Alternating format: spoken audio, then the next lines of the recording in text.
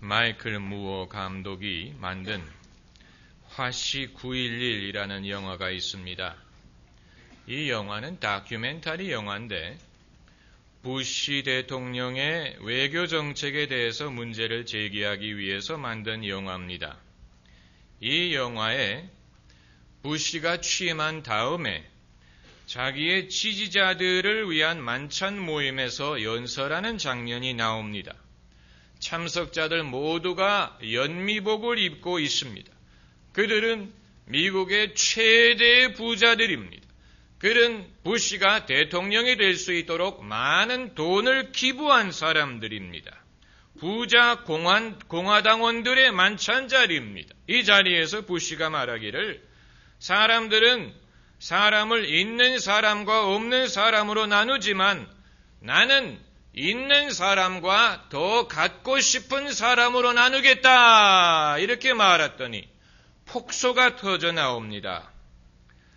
이런 것을 외부인의 입장에서 볼 때는 참 배타적인 엘리트의 모임이다. 이렇게 생각이 되고 마음이 씁쓸한 마음이 듭니다. 외부인의 관점에서 볼 때는 그렇습니다. 그런데 그리스도인들의 모임도 이와 같은 것인가? 엘리트의 모임인가? 다른 의미에서 엘리트가 아니고 도덕적으로 엘리트, 또 인생의 질에 있어서 실패를 모르는 사람, 죄를 모르는 사람, 승리자들의 반열인가? 예수 믿는 사람들은 돈도 잘 벌고 애들도 공부 잘하고 결혼 생활도 원만하고 건강하고 그렇지 않은 사람은 믿음이 없는 것이냐? 그렇지 않습니다. 그리스도인의 모임을 그런 식으로 생각하는 사람은 뭐를 모르는 것입니다. 우리는 다 거룩함을 사모하고 거룩한 자가 되고자 하고 하나님을 섬기고 사랑하고 그 뜻을 순종하기를 원합니다. 그것을 추구합니다. 그러나 늘 그것을 이루는 것은 아닙니다. 이루지 못할 때가 많습니다. 다만 거기에 대해서 정직하게 말을 하지 못하는 것뿐입니다. 우리를 하나로 묶는 것은 우리를 가장 확실하게 하나로 묶는 공통점은 우리의 거룩함이 아니요 오히려 우리의 거룩하지 못함입니다. 우리의 강점이 아니고 우리의 약점, 공통적인 약점, 연약함, 이것이 우리를 하나로 묶는 가장 큰 공통점입니다. 만일 프로테이지로 비교해 볼 수 있다면 20대 80 정도가 될 것입니다.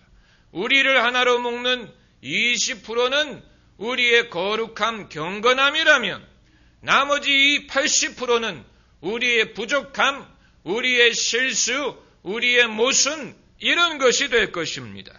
다만 우리가 그런 티를 내지 않는 것뿐이지요. 제가 미국에서 교육전도사로 있을 때 한 번은 어느 중학생이 자기 언니에게 일어난 일을 저에게 말해준 적이 있습니다. 동생은 중학생이고 언니는 대학생인데 이 두 사람이 주일날 아침에 차를 몰고 교회로 옵니다. 언니가 당연히 차를 운전하고 있지요. 그런데 교회 거의 다 가까이 와서 어떤 사람이 어떤 차가 끼어들기를 했어요. 이 언니가 화가 나가지고 창문을 열고 그 옆에 가서 욕을 했습니다. 그랬더니 그 차가 쫓아오더래요. 그래서 교회가 다 가까웠는데도 들어오지를 못하고 한참 도망 다니다가 겨우 이제 교회를 왔다 하는 얘기입니다. 제가 그 소리를 듣고 속으로 웃었습니다. 왜냐하면 저도 그런 일이 있었으니까. 야, 나만 그런 경험을 하는 게 아니구나. 그러나 티를 내지는 않았습니다. 여러분, 우리가 어느 병자를 위해서 기도했는데 나았다면 그것을 선전합니다. 그러나 기도했는데도 낫지 않은 것에 대해서는 침묵합니다. 우리는 우리의 소원을 구해서 이루었을 때 그것을 선전합니다. 간증합니다. 그러나 우리의 소원을 구해도 이루어지지 않은 것에 대해서는 침묵합니다. 그러나 여러분, 이것은 불필요한 일입니다. 우리는 이 두 가지를 다 솔직하게 말할 수 있어야 됩니다. 하나님은 이 두 가지를 다 솔직하게 말하고 생각하는 것을 요구하십니다. 하나님은 반드시 좋은 결과만을 우리가 말하는 것을 요구하시는 것이 아닙니다. 우리는 이런 것에 있어서 자유할 수 있어야 됩니다. 이런 것을 솔직하게 인정하는 것이 우리의 믿음을 약하게 만드는 것이 아니고 오히려 우리의 믿음을 더 분명하게 하고 우리의 믿음을 더 강건하게 하고 그리고 어떤 막연한 희망사항의 수준에서 훈련되고 검증되고 산전수전을 겪은 그런 베테랑의 믿음으로 전환시킬 수가 있는 것입니다. 하나님은 우리의 기도를 들으십니다. 할렐루야. 하나님은 우리의 기도를 들으십니다. 한나의 기도를 들으시고 엘리야의 기도를 들으시고 히스기야 왕의 기도를 들으시고 오늘날 예수님의 이름으로 구하는 우리의 기도를 들으십니다. 예수님은 기도할 것을 명하시고 쉬지 않고 기도하라 말씀하시고 포기하지 말고 기도하라고 말씀하셨습니다. 그러나 하나님이 늘 우리가 기대했던 방식대로 우리의 기도를 들어주시는 것은 아닙니다. 우리가 기대하지 않던 방법으로 우리의 기도를 대해주실 때도 있습니다. 우리가 늘 우리 기도가 우리 기대하고 바라던 대로 응답되지 않을 수도 있다는 사실을 인정하는 것은 많은 그리스도인들을 불필요한 염려로부터 자유하게 합니다. 많은 그리스도인들이 마음속에 무거운 짐이 있습니다. 내 믿음이 부족해서 그런가? 내가 기도가 부족해서 그런가? 내 죄가 많아서 그런가? 그러나 그럴 때도 있다는 것을 인정하는 것이 우리를 하여금 이러한 무거운 짐으로부터 자유하게 하는 것입니다. 자유하게 하는 것입니다. 그리고 또한 이것은 하나님을 자유하게 합니다. 그 말은 오해가 있게 들리지만 하나님은 하나님이십니다. 하나님은 당신이 원하는 것을 하십니다.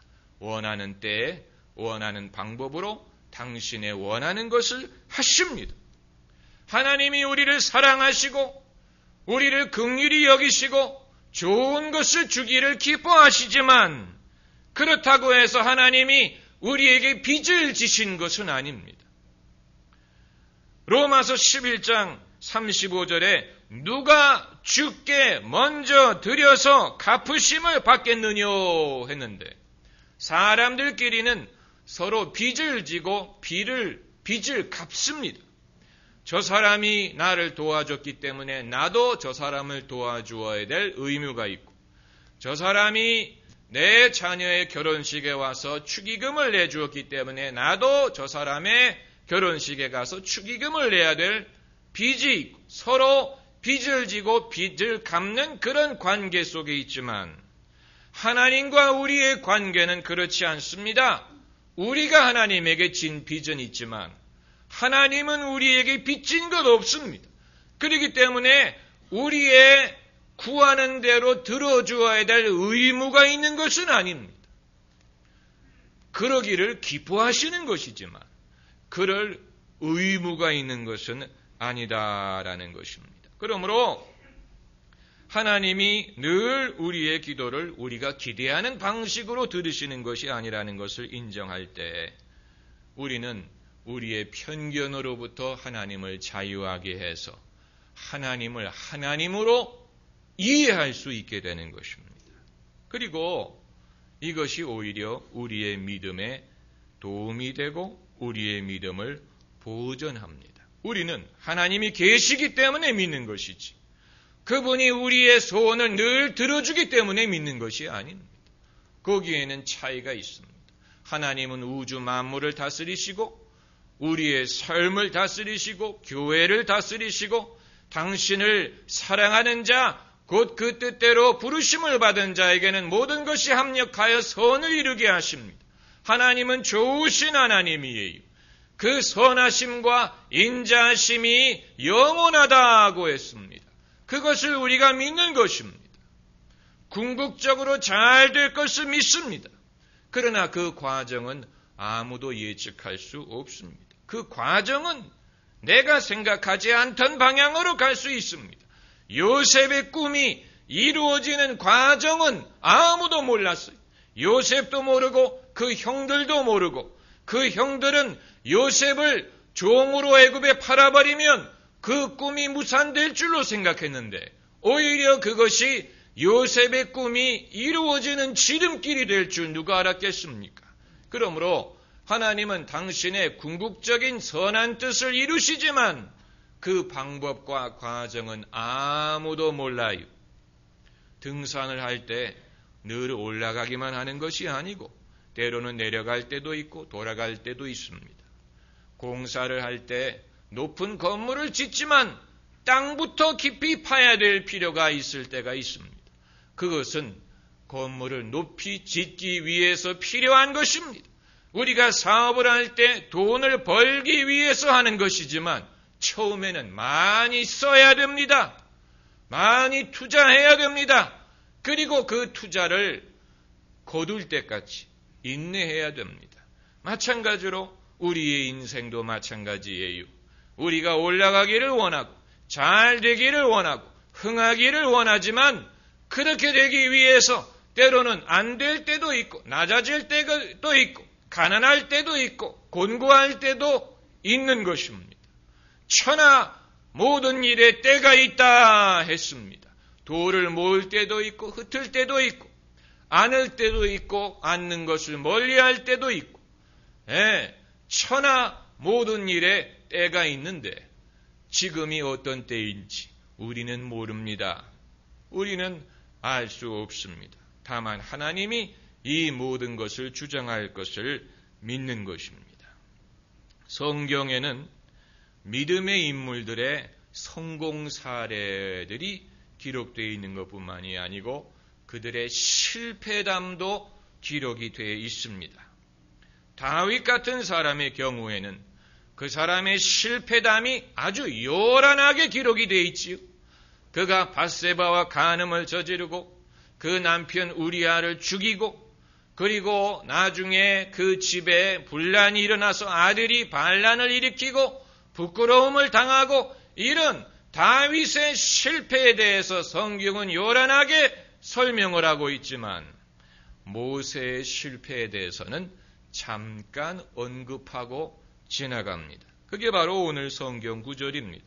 오늘 성경 이 52절에 하나님이 모세에게 말씀하시기를 내가 이스라엘 자손에게 주는 땅을 내가 바라보기는 하려니와 그리로 들어가지는 못하리라. 이것이 모세의 인생의 큰 아픔이었어요. 그는 백성들이 가나안 땅에 들어가게는 했지만 자신은 그 땅에 들어가지 못했습니다.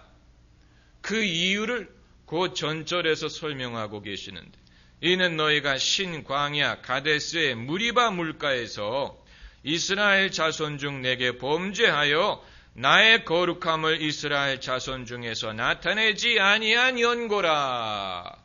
이것이 모세의 실수요 실패였습니다. 그래서 그는 가나안 땅을 바라볼 수는 있었는데 그 땅을 들어가지는 못했다라는 얘기입니다. 이것은 우리의 경우에 적용을 하면 우리의 목적지가 어디인지 알아요. 우리의 목적지가 저기 보여요. 그런데도 거기를 가지를 못하는, 이루지를 못하는 것과 마찬가지라고 볼 수 있습니다. 여러분, 우리는 성도들이 승리한 사례를 들어야 될 필요가 있습니다. 아무개가 어떻게 해서 죄의 시험으로부터 승리했대더라. 아무개가 어떻게 해서 하나님을 잘 섬겼대더라. 그것을 우리가 알아야 나도 그렇게 할 수 있는 용기를 얻을 수가 있지 않습니까? 그런데 그것뿐만이 아니고 성도들이 실패한 사례도 들어야 될 필요가 있습니다. 그것을 흉내내기 위한 것이 아니고 위로가 되기 때문에 그렇습니다. 위로가 되기 때문에 그리스도인이라고 해서 슈퍼맨이 아니구나. 슈퍼맨은 없구나. 여러분은 안 그러십니까? 저는 그렇습니다. 저는 목회자 이 잡지를 여러 권을 구독을 하는데 목회자 잡지를 읽을 때 승리만 했다는 그런 글은 오히려 짜증이 납니다. 누가 어떻게 해서 목회가 크게 부흥을 하고 잘 됐대더라 이런 글만 있는 잡지는요 구독을 중단하고 싶어요.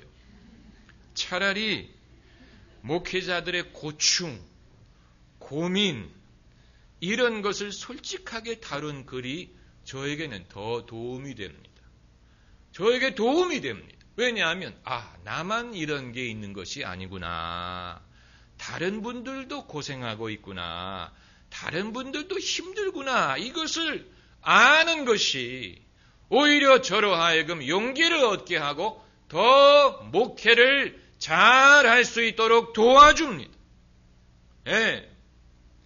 몇 년 전 미국에서 목회자 세미나를 갔다가 강의를 들었습니다. 존 폴 잭슨이라는 분의 강의였는데 그분은 특별히 예언의 은사가 현저하게 나타나는 분이에요.